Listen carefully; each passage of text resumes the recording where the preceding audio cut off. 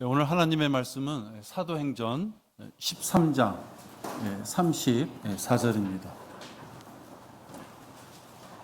사도행전 13장 34절입니다.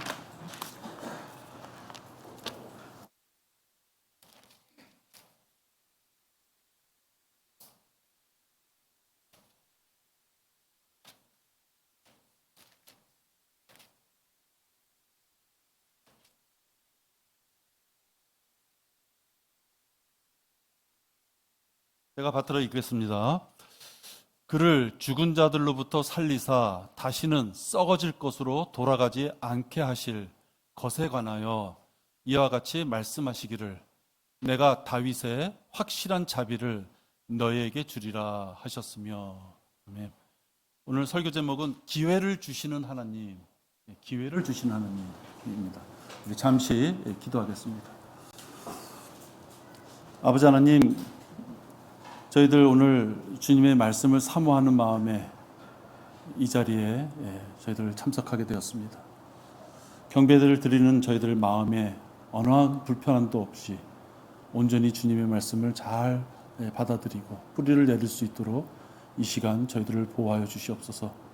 세상에 복잡하고 다사다난하게 우리를 괴롭혔던 그런 일들이 있었다 하더라도 이 시간만큼 주님 온전하게 귀를 열고 주님의 말씀에 집중할 수 있도록 인도하여 주시옵소서. 말씀을 시작합니다. 마칠 때까지 저희들을 보호하여 주시옵소서. 주 예수 그리스도 이름으로 기도했습니다. 아멘. 구약시대의 이 다윗은 율법에 의하면 심한 징계를 받아야지 될 그런 사람이었습니다. 여러분들 잘 알다시피 남의 여자를 탐하고 그 욕심을 채우고자 그 남편을 죽음에 모는 바로 그러한 자였습니다. 요즘 세상에도 만약에 그러한 일이 있었다 하면은 용서받지 못할 그런 죄다 할 텐데, 하다못해 율법으로서 살아야만 됐었던 그 시대에도 그는 이러한 죄를 범했습니다. 근데 오늘 내가 다윗의 확실한 자비를, 그러니까 다윗에게 하나님께서는 자비를 허락하셨습니다. 그리고 오늘 본문을 보니까 죄의 허물에 푹 빠져있던 그 다윗에게 베풀었던 자비를 지금 우리에게도 주시겠다라는 말씀이 오늘 본문의 말씀입니다. 다윗은 너무나도 간절하게 하나님께 용서를 구했습니다. 이 다윗이 간절하게 용서를 구할 수밖에 없었던 것은 그가 얼마나 자기 죄에 대해서 정확하게 알고 있었는지를 우리가 알게 됩니다. 하나님께서는 하나님의 자비를 그에게 베푸심으로써 그 모델 케이스를 가지고 지금 우리들에게도 그 자비를 주시겠다라고 말씀하시는 겁니다. 하나님의 자비로 모든 죄인들이 구원받을 수 있는 그런 기회를 얻게 되는 것입니다. 구원받을 만한 자다라는 것은 어떤 뜻입니까? 죄인이기 때문에 구원받을 만한 그런 자격이 있는 거죠. 처음부터 죄인이 아니었으면 구원이라는 의미가 없었겠죠. 죄인이었기 때문에 그 죄로 말미암아 지옥에 갈 수밖에 없었던 자였기 때문에 그런 자가 하나님의 자비로 이제 구원을 받게 되는 것입니다. 죄인들은 오직 믿음으로 구원받는 그런 교회 시대에 접어들어서 이제 우리는 하나님의 자비로 구원을 받을 수 있습니다. 지금 이 시대는 어떤 행위도 요구하는 것이 아니라 주 예수 그리스도께서 우리를 위하여 십자가에 못 박혀 죽으시고 장사되셨다가 3일 만에 다시 살아나신 분, 그래서 내 모든 죄를 용서해 주신 분, 바로 그분을 믿음으로 우리가 구원을 받을 수 있습니다.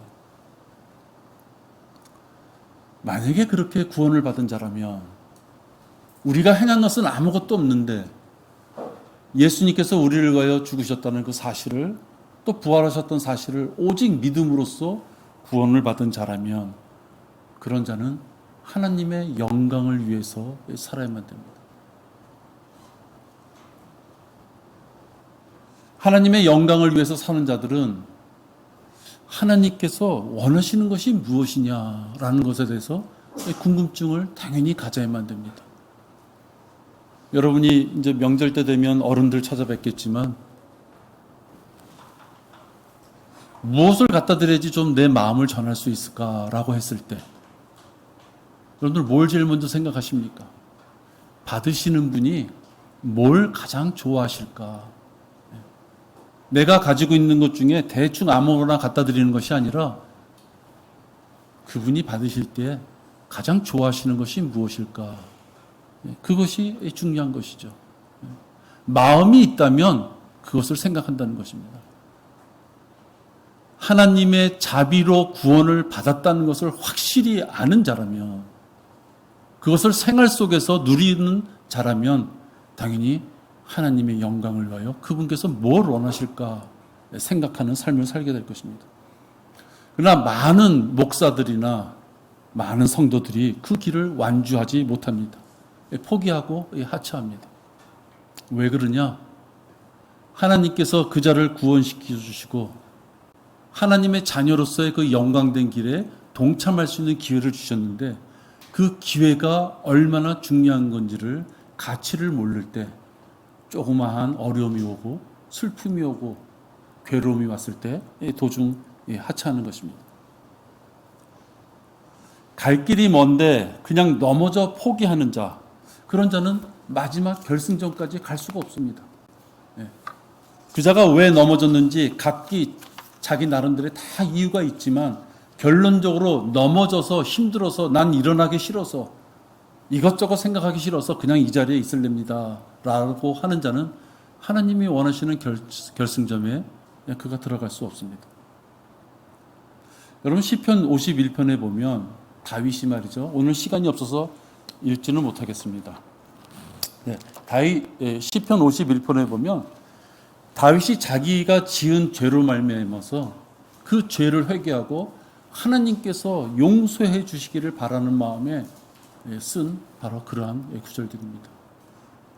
어떻게 이렇게 하나님 앞에 자기의 마음을 고백할 수 있을까 생각해 보면 구구절절이 진짜 마음이 전해져 옵니다.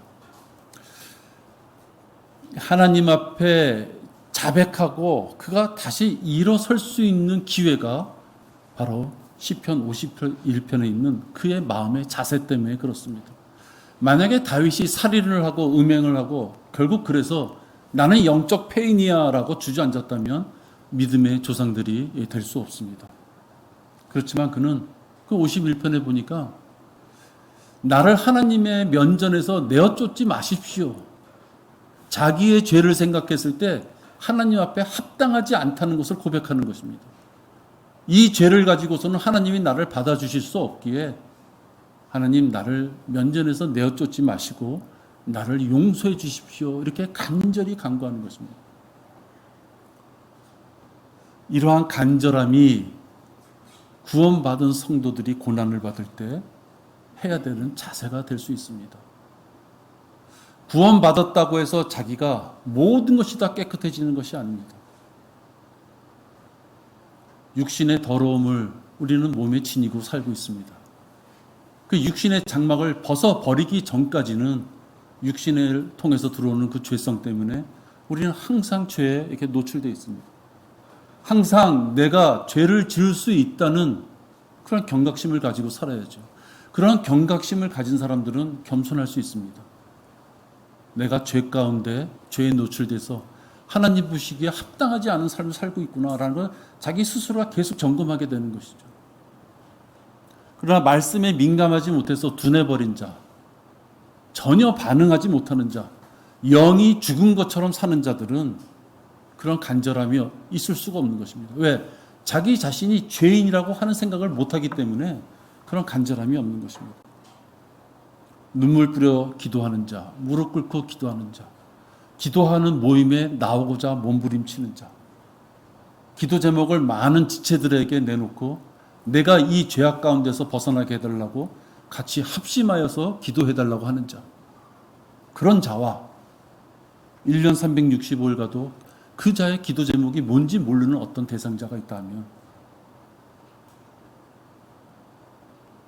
죄를 지으며 살 수밖에 없는 우리들, 이것이 우리들의 본 모습인데 어떠한 기도 제목도 내놓지 못하는 자라면 그 자는 자기의 죄를 결코 깨달을 수 있는 자가 아니다라고 우리는 생각할 수 있습니다.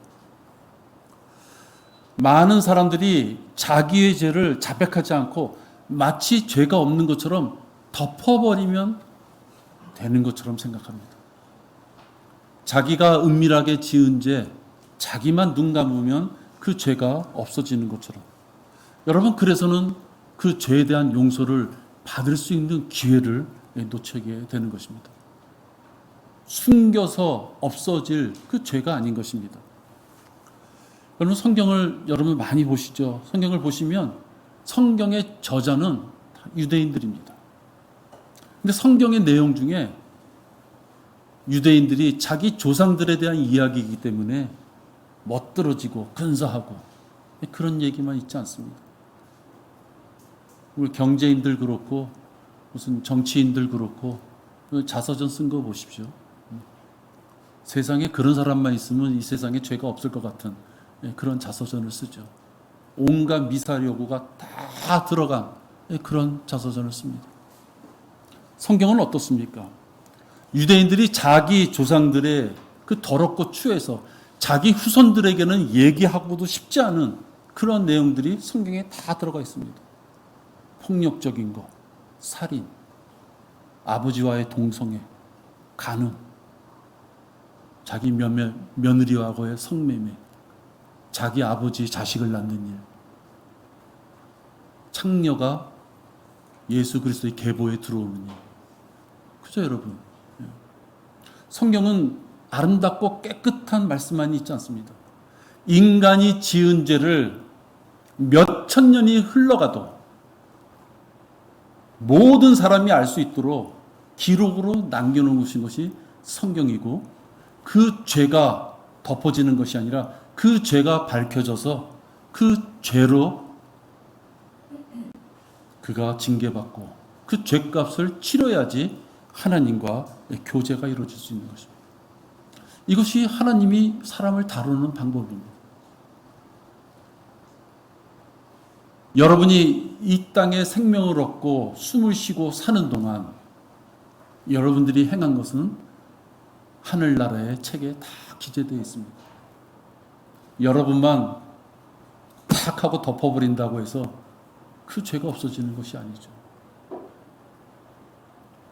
오감에 의해서 모든 것을 파악하는 같은 인간들끼리야 모를 수 있겠지만, 오감의 차원이 아니라 우리들의 모든 것을 아시는 하나님이 갖고 계시는 그 책에 우리들이 행한 것들이 다 있는 것입니다.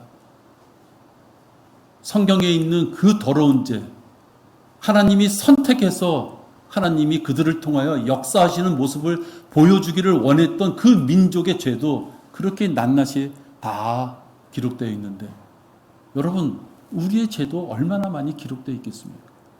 그 죄를 마치 없는 것처럼 덮어버리려고 하면 있을 수가 없는 것입니다. 숨길 수 없고 도망갈 수 없고 책임을 회피할 수 없습니다.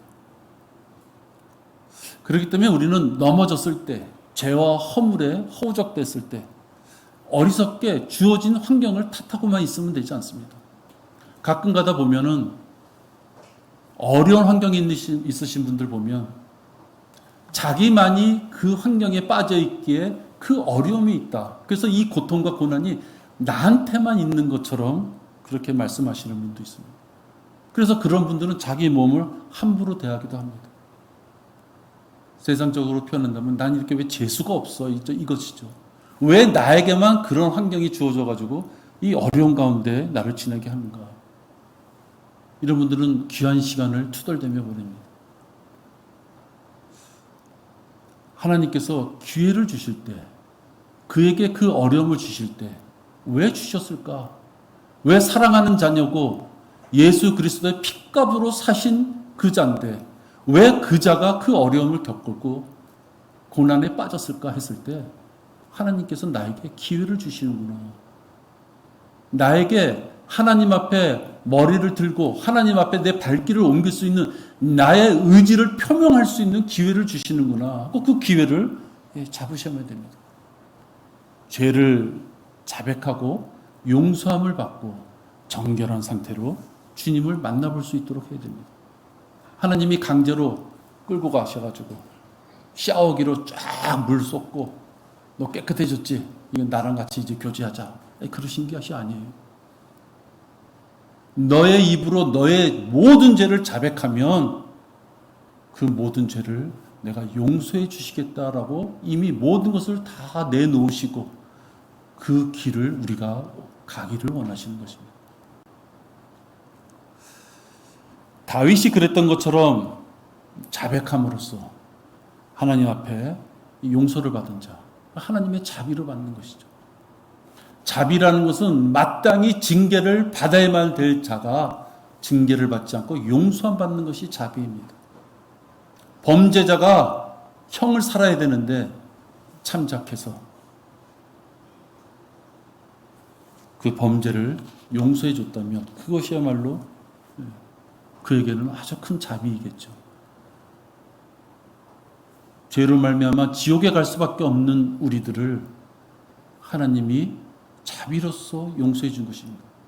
우리들이 무엇을 잘해서 우리들이 무슨 의인이라서 용서해 주신 것이 아니라 우리가 아직 죄인이었을 때, 여러분이 죄인이었을 때, 여러분이 더러운 걸레와 같은 의로서 이 세상을 살아가고 있을 때, 그때 여러분을 구해 주신 것입니다.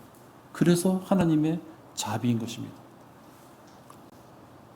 이렇게 내 자신이 하나님의 자비로 구원을 받았다라고 생각하는 그런 믿음 가운데 사는 자가 있다면 다윗이 하나님 앞에 감사했던 것처럼 그 자도 하나님 앞에 감사함으로 살 수밖에 없을 것입니다. 눈을 떠도 감사할 것이고 일을 해도 감사할 것이고 병중에 있을 때도 감사할 것이고 물질의 어려움이 있을 때도 감사할 것이고 다른 사람이 없는 아주 복잡하고 아주 진짜 힘든 일이 나한테 닥쳤을 때도 감사할 수 있습니다. 왜? 지옥에서부터 구원해 주신 분이 바로 하나님의 자비가 있었기 때문에 그렇습니다. 하나님께서는 구원을 받을 때도 자비를 허락하셨지만 구원을 받고 혹 생활할 때 실족한 이후에도 하나님 우리에게 자비를 허락하셨습니다. 여러분 성경에 좋은 예가 있습니다. 사도행전 13장 13절을 보시면 하나님 보시기에 괘씸하네 이럴 수 있는 자가 나와요.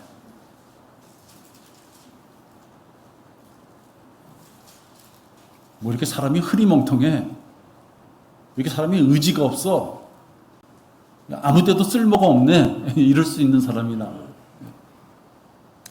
사도행전 13장 23절을 보면요, 그 후 바울과 그의 동료들은 파포에서 떠나 팜필리아에 있는 퍼가에 왔으며 요한은 그들을 떠나 예루살렘으로 돌아가더라 이런 말씀입니다. 여기서 요한은 요한계시록을 진 그 요한이 아니에요.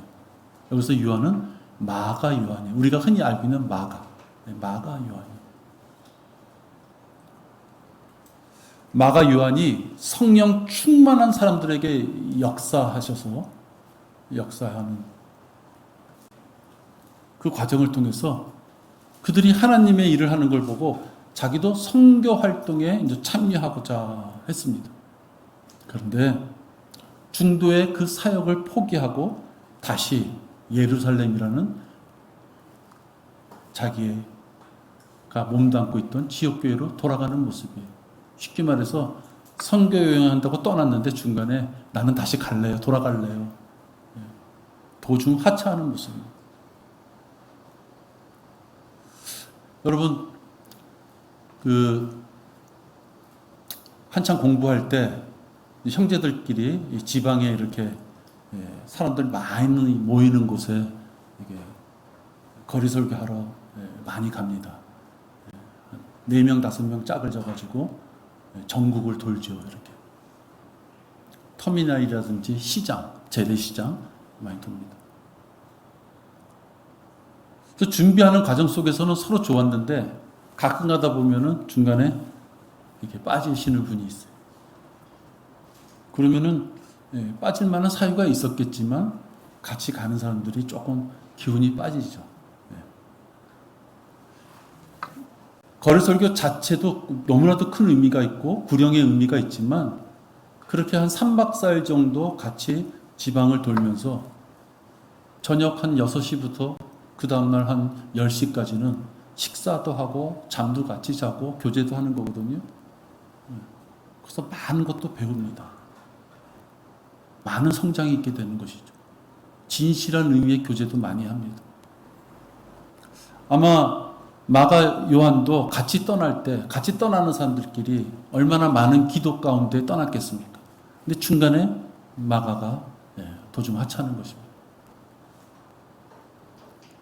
이 일로 바나바와 바울이 갈라지는 일까지 생깁니다. 그러나 바나바는 회개하고 다시 사역에 동참하고자 하는 이 마가에게 기회를 주기를 원합니다. 그것이 사도행전 15장 36절서부터 40절입니다. 보십시오.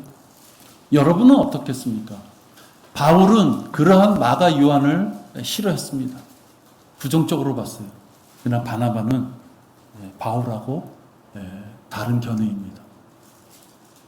얼마든지 구원받은 우리들이지만 그래서 하나님 앞에 결단하고 나가는 우리들이지만 누구든지 주저앉을 수 있고 누구든지 지체들에게 오히려 어려움을 주는 그러한 삶을 살 수가 있는 것입니다. 그럴 때 어떻게 해야 되겠느냐 하는 것을 우리가 보게 됩니다. 36절에 보면 며칠이 지난 후에 바울이 바나바에게 말하기를 우리가 주의 말씀을 전파한 조금 울리는 것 같아요. 조금 울려요. 말씀을 전파한 각 성읍에 우리 형제들에게 다시 가서 방문하여 그들이 어떻게 하고 있는지 알아보자고 하니 그때 바나바는 마가라고 하는 요한을 데리고 가자고 결심하였으나 바울은 팜필리아에서 자기들을 떠나 함께 사역하러 가지 않은 그 사람을 데리고 가는 것을 마땅치 않게 생각하더라.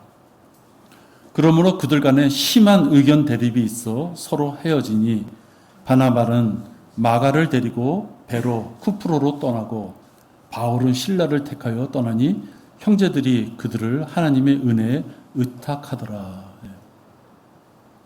도중 하차했던 사람, 같은 선교 활동에 불편함과 실망을 줬던 사람, 그런 사람이 이제 15장에 보니까 다시 선교 활동, 선교 여행의 대열에 합류하는 것을 봅니다. 바나바가 잘 살펴보니까 마가 요한이 예루살렘 지역교로 돌아가서 다시 성령 충만하여서 열정이 살아난 것을 바나바는 봤던 것입니다. 마가 요한이 예루살렘 교회로 돌아가서 흐리멍텅하게 살다가 지지부진 그의 삶이 엉망이었다면 바나바가 데려갈 리가 없죠. 하나님의 일은 친분에 의해서, 지식에 의해서, 그 사람의 재능에 의해서 함께 같이 합시다. 그럴 일이 아니에요. 오늘 우리 오동현 선생님을 선교대장으로 이제 일하시겠습니다. 말씀드렸잖아요. 중요한 것은 하나님 앞에 내가 기도하면서 이 찬양대 전체를 내가 이끌고 하나님 앞에 합당하고 하나님이 기뻐하실 수 있는 찬양을 드릴 수 있게끔 내가 기도하는 가운데 이끌고 나가겠습니다. 그 마음이 중요한 것이죠. 바나바가 시험 삼아서 예전에는 도망갔지만 이제는 도망 안 가겠지. 한번 보자. 일을 살 수 있는 것이 아니에요. 지역교회의 일도 하나님의 일을 사모하는 자가 하는 거예요. 사람이 없어서 한다? 그거는 큰 죄예요. 지역교회가 하나님의 일을 하는데 돈이 없어서 못한다? 그렇게 생각합니까? 큰 죄예요. 하나님께서 원하시고 우리들의 역량이 되고 우리들이 하나님 앞에 다가가는 믿음에 대한 그 진면목을 보신다면 얼마든지 없으면 주셔서 연약하면 강하게 하셔서 얼마든지 우리를 쓰실 수가 있어요. 우리들의 마음이 그 상태가 어떠냐 하는 것이 중요한 것입니다. 마가 요한처럼 우리도 많은 실수, 어떤 욕심으로 인해서 부끄러운 과거가 있을 수 있습니다. 그러나 마가 요한은 하나님의 피로 사신 이 하나님의 교회에서 기회를 얻고 다시 힘을 얻고 하나님의 일을 할 수 있도록 일어섰던 것입니다. 이러한 기회를 우리 성도들도 놓치면 안 되는 것이죠.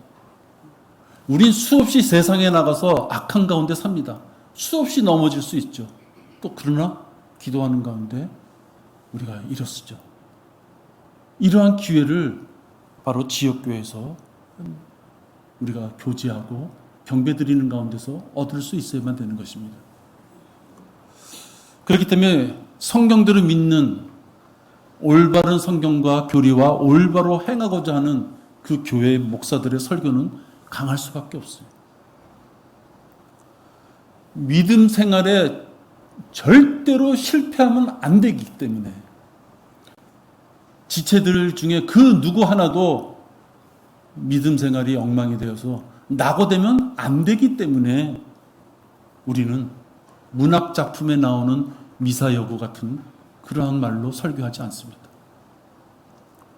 철학자의 격언과도 같은 그러한 머리 아픈 말로 설교하지 않습니다.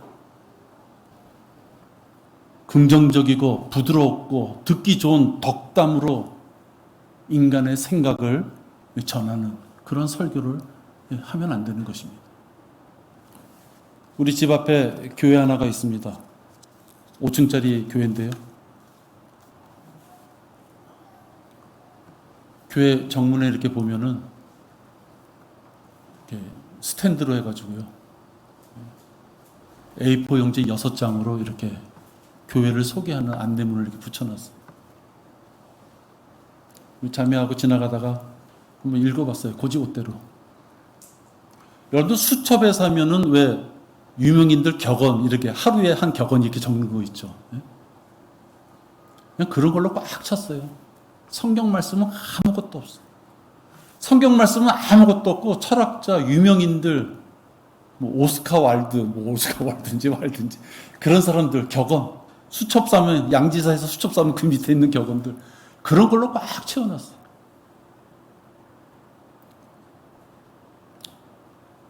우리들은 그러한 말씀으로 설교를 할 수도 없고 교제를 할 수도 없습니다. 그런 것으로서는 영적 싸움에 이길 수 있는 힘을 우리 지체들에게 줄 수가 없기 때문에 그렇습니다. 악한 세상에서 우리가 살아나갈 방법은 하나님의 말씀에 순종하는 것이라고 강하게 설교할 수밖에 없습니다. 죄를 지적하고 구원받지 못한 자에게는 회개를 하라 그래야 되고 구원받은 자들에게는 죄를 졌으면 자백하라고 강하게 질책해야만 됩니다. 혹 실족해서 넘어져 있는 지체가 있다면 다시 일어날 수 있도록 해결책을 줄 수 있어야 됩니다. 목사의 재능으로 줍니까? 목사의 사회 경험으로 줍니까? 아닙니다, 여러분. 성경에 있는 말씀으로 그가 그 어려움에서부터 이겨나갈 수 있도록 해결책을 줄 수 있어야만 됩니다. 마가가 지역교회에서 다시 열정을 갖고 사역에 동참한 것처럼 우리도 지역교회에서 말씀과 교제로 강해져야만 되는 것입니다. 여러분이 오늘 모인 이 자리 이외에 어디서 여러분의 죄를 지적하는 그 말씀을 들을 수 있습니까? 여러분이 당한 그 고난을 하나님 앞에 다시 함께 교제하며 중보기도 해달라고 말씀을 전할 수 있는 자가 어디 있습니까? 믿지 않는 아버지, 믿지 않는 어머니, 믿지 않는 친척과 만나서 그 말씀을 할 수 있습니까? 전혀 그렇지 않습니다. 지역교회가 있기 때문에 그런 것을 함께 할 수 있는 것입니다. 여러분, 사실 사람의 인격이라는 것은 별거 없습니다. 성경에서는 인간을 벌레로 표현하는 경우가 많습니다. 특히 구원받지 못한 남자는 개로, 구원받지 못하는 여자는 돼지로 표현합니다. 이 개와 돼지는 성경에서 얘기할 때 가장 부정적으로 얘기하는 동물들을 말합니다. 벌레, 개, 돼지. 우리 보통 어렸을 때 욕할 때 이 개나 돼지 많이 들어가잖아요. 성경에서도 그렇게 되어 있는 거예요. 인간 별거 없다는 것입니다. 다른 사람의 눈을 피해서 피할 수 있는 적당한 환경만 만들어진다면 자신의 유익을 위하여 살인과 음행을 저지를 수 있는 것이 인간의 모습입니다. 신림동 그 공원에서 살인사건 난 거 보니까 어저께 죽었더라고요. 보니까 그 여자가. 집에서 쓰레빠 끌고 터덜터덜 나와가지고 마치 앞에 슈퍼에 과자 사러 가는 사람처럼 그렇게 나와가지고 공원에 가서 그런 악행을 저질렀어요. 근데 그자가 한 것이 무엇인지 아십니까? 며칠 전서부터 CCTV가 없는 것을 파악했다는 거예요.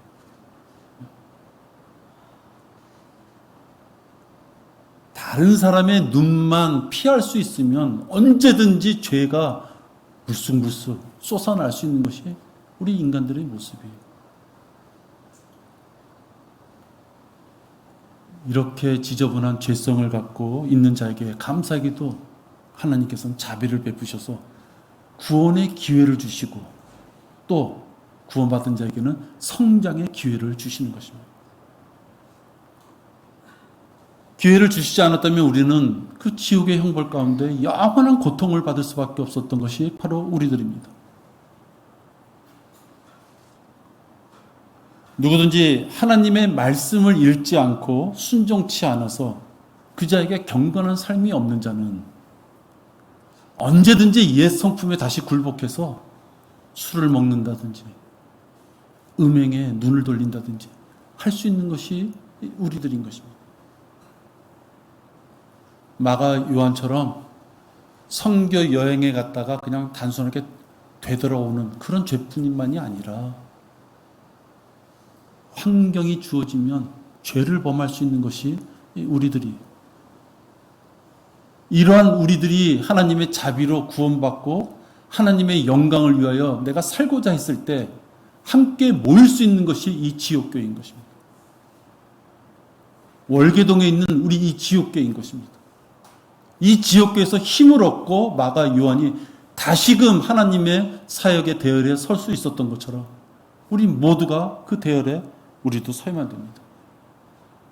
찬양하고 교제하고 성도 섬기고 성경 공부하고 복음 전파하고 간증을 막 나눌 때는 마치 내가 죄와 영원히 결별된 것처럼 그런 생활이 찾아오지만 믿음의 생활이 다소 해이해지면서 곧바로 같이 오는 게 뭐예요? 믿음 생활이 해이해지고 다시 그냥 정상으로 오면 좋은데 믿음 생활이 해이해졌다는 것은 그만큼 생활에, 세상적인 생활에 적응이 됐다는 이걸 얘기하는 것이에요. 세상에 적응될 수 있는 환경만 이루어진다면 우리는 하나님을 또 멀리할 수 있는 그런 존재인 것입니다. 그렇기 때문에 항상 죄에 부딪혀서 살 수밖에 없는 것이 우리 지체들이고 저도 마찬가지입니다. 우리들의 이 땅에서 사는 모습이기 때문에 목사는 강하게 설교할 수밖에 없습니다. 듣기에 불편하고 뻔히 그 설교가 나한테 하는 얘기일 것 같은데 계속하고 기분을 나빠하고, 여러분 저는 어느 누구도 개인적으로 감정을 갖거나 그럴 수 없어요. 그렇게 생각한다면 여러분 어떤 설교도 할 수 없어요. 여기 왜냐면 어떤 분은 영적으로 좋아서 오신 분도 있고 어떤 분은 쓰러져서 오신 분도 있고 어떤 분은 기분이 좋아서 오신 분도 있고 여러 가지 상황이 있는데 그 상황을 다 고려하면 설교 못하죠. 그건 짖지 못하는 개가 되는 것이죠. 하나님의 말씀에 의해서 반드시 전해야 될 말씀은 전하는 것입니다. 결코 어떠한 개인이 왜 나만 갖고 그래 라고 얘기하신다면 그건 잘못된 거예요. 만약에 그 설교의 말씀이 자기에게 해당하는 말씀이면, 그래서 자기에게 찔림이 왔다면 기분 나빠할 것이 아니라 자기를 되돌아보고 고쳐야 되는 것이죠. 그러한 말씀이 자기에겐 해당 안 되는 상황으로 자기가 말씀을 들을 때 기회를 잡아야 되는 것입니다. 마가 요한은 다시 중요한 일꾼으로서 설 수 있는 그런 준비가 되었을 때, 지역교회에서 그 준비를 갖췄을 때 자신을 부정적으로 바라봤던 그 바울이 다시 그를 부르게 되는 것을 봅니다. 과거에 잠시 같은 동역자에게 엄청난 실망과 패단을 줬을지 몰라도 그가 다시 살아나서 하나님의 대열에 쓸 수 있는 준비가 된 자라면 바울은 또 부른 것입니다. 디모데후서 4장 10절과 11절을 보시면 마가를 부를 때 바울이 얼마나 간절한 마음으로 불렀을까. 진짜 결정적으로 꼭 필요한 자리에 마가가 오기를 바랬구나. 이런 생각이 듭니다. 디모데후서 4장 10절에 보면요.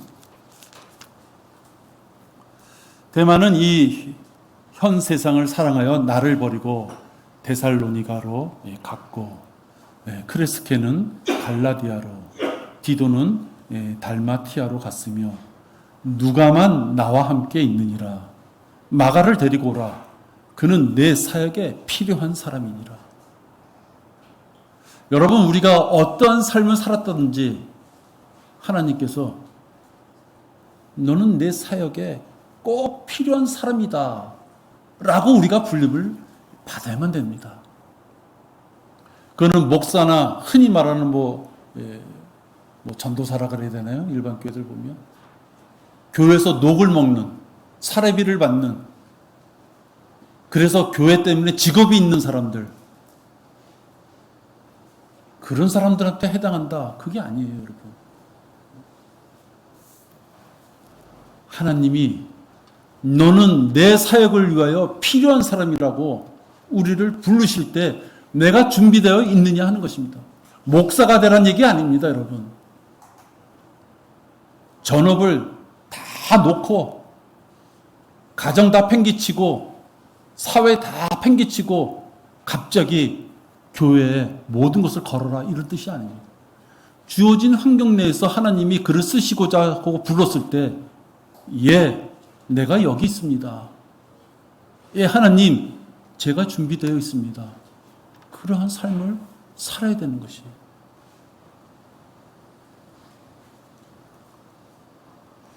마가 요한 같은 자가 있는가 하면 우리 중에는 데마와 같이 세상을 사랑하는 자는 있을 것이에요. 그런 자는 피로 사신 교회를 떠날 것입니다.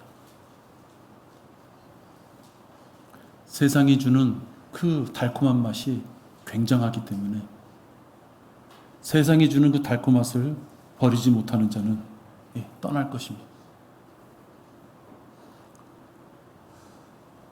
많은 성도들이 고난을 이겨내며 성장하여 여기까지 왔는데 세상의 그 육신적인 정욕, 안목의 정욕, 생애 자랑,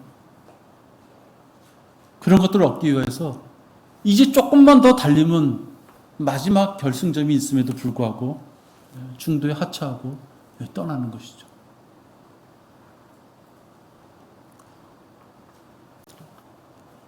더럽고 추한 사람들이 좋아하는 것, 그것을 거룩한 하나님보다도 더 사랑하기에 떠나는 것입니다. 그가 교회도 사랑하고 하나님도 사랑하는데 일시적으로 세상의 매력을 느껴서 잠시 갔다 올게요. 이렇게 해서 떠나는 자는 그러한 변명이라도 해야지 자기 속이 편해질지 모르지만 그건 가짜죠. 더럽고 추한 걸레와도 같은 그 세상 것을 좋아하기에 경건함과 거룩함으로 다가가야지 되는 그 하나님을 버리는 것입니다. 버리는 것이에요.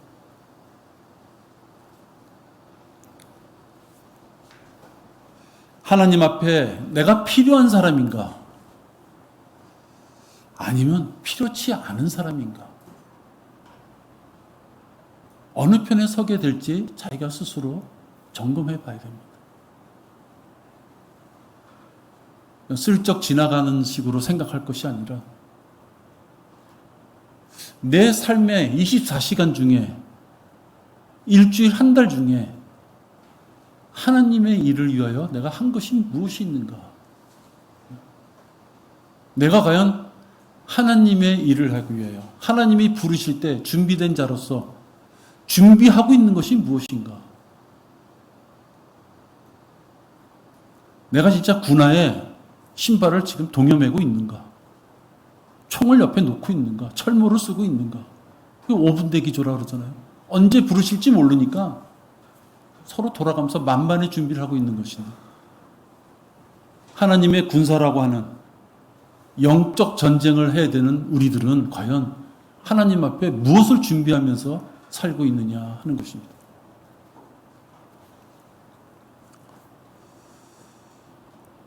게을르거나 은사가 없거나 재능이 무능해서 성격이 원만하지 못해서 돈이 없어서 건강이 별로라서 교회가 멀어서 혹은 구원받은 지가 얼마 되지 않아서 나는 아직 하나님 앞에 특별히 드릴 것도 없고 하나님의 일을 할 것도 없다. 누군가가 그렇게 생각한다면 그에게는 기회가 없는 것입니다. 여러분, 우리 이렇게 구령도 하고 새로 오시는 분도 있고 또 오래되시는 분도 있잖아요. 지금 저한테 평일날 전화해서 이 성경 구절에 이게 무엇입니까? 이게 뭘 얘기하는 겁니까? 그렇게 질문하시는 분이 아직 우리 교회 회원이 되지 못하신 분이에요. 아직 우리 교회 회원이 되지 못하신 분이 성경을 읽어가면서 신약 다 읽고 이제 구약 읽으면서, 구약은 조금 역사적인 배경 이런 것도 알아야 되잖아요. 이런 것이 왜 다시 앞에서도 나오는데 뒤에서 또 나옵니까? 이 질문하시는 분이 이제 갓 구원받으신 분이에요. 저는 그분하고 이렇게 대화 나누고 문자 주고받다 보면 아, 이분이 계속 이렇게 성장하시면 좋겠다. 10년, 20년, 30년 된 분보다 자기가 많이 알고 있다고 생각해서 지금 주저앉아 있는 분보다 이분이 빨리 성장하면 좋겠다. 하나님이 이분이 성경 읽고 궁금증을 가지고 목자한테 전화해서 뭐 물어보는 이 모습을 하늘에서 보실 때 얼마나 아름다우실까. 여러분은 성경을 얼마나 알고 계십니까? 1년이 내내 가도 목사한테 한마디도 질문을 못할 정도로 성경을 다 알고 계십니까? 저는 저를 봐도 그렇지 않습니다. 내가 선한 싸움을 싸우고 달려갈 길을 마치고 믿음을 지켰으니 이후로는 나를 위하여 의의 면류관이 마련되어 있어 의로운 재판관이신 주께서 그날에 그것을 내게 주실 것이며 또 나뿐만이 아니라 그의 나타나심을 사모하는 모든 사람에게도 주실 것이라. 디모데후서 4장 7절입니다. 이제 바울이 마지막을 향해 달려가면서 내가 싸웠고 달려갔는데 그 모든 과정을 다 마쳤고 이제 나는 믿음을 지켰다. 그랬더니 그가 확신하는 건 뭐예요? 내게 주실 것이며, 근데 나만 가질 것이 아니라 내가 전도하고 내가 구령해서 예수 그리스도를 주로 영접해서 하나님의 자녀가 된, 그래서 예수 그리스도의 재림을 사모하는 모든 사람에게도 나에게 주셨던 걸 다 같이 주실 것을 나는 믿습니다. 라는 고백이에요. 이러한 고백이 우리의 간증이 되어야만 됩니다. 우리에게 면류관을 주시고자 계속해서 여러분의 생애가 있는 동안에 기회를 주시는데, 여러분 세상 것에 욕심이 나서 그 기회를 포기한다면 하나님의 마음이 얼마나 아프시겠는가 하는 것입니다. 오늘 히브리서 12장 17절 마지막으로 하나 보겠습니다. 히브리서 12장 17절을 보시면 에서에 대한 이야기가 나옵니다. 에서는 장자권을 가졌었죠. 근데 에서는 팥죽 한 그릇, 육신의 배를 채울 수 있는 이 팥죽 한 그릇 때문에 하나님의 복을 경시하다가 자기 아버지 이삭이 주는 축복을 놓치게 되는 비참한 그런 생애를 살게 됩니다. 히브리서 12장 17절에 너희가 아는 바와 같이 그 후 그가 축복을 유업으로 받으려고 했을 때 거절당하였으며 눈물로 간절히 구하였지만 회개의 기회를 얻지 못하였느니라. 에서는 자기가 행한 행실 때문에 하나님이 장자권을 주기까지 모든 것을 다 그에게 기회를 주시려고 했지만 그가 포기함으로써 나중에는 회개의 기회조차도 얻지 못하는 거예요. 하나님은 주셨지만 마땅히 그가 받아야 될 징계가 있다면 징계를 주시는 것입니다. 하나님은 사랑이시라. 지옥이 있겠는가? 하나님이 그렇게 모질게 인간을 대하시겠는가? 그게 일반 교회의 이야기예요. 하나님은 그렇지 않으신 거예요. 기회를 주시되 그 기회를 그가 잡지 않는다면 그의 의지를 존중해서 더 이상 기회를 주시지 않는 거예요. 기회를 막아놓으신 게 아니라 주셨어요. 누구한테? 누구든지 모든 사람에게. 하나님이 보시기에 예쁜 사람한테만 준 것이 아니라 모든 사람에게 기회를 열어놓으셨을 때 누구든지 그 기회를 잡으면 되지만 에서처럼 하나님이 주신 그 기회를 경시하고 우습게 여기다가는 나중에 그가 눈물 뿌려 간절히 구하였지만 얻지 못하였다.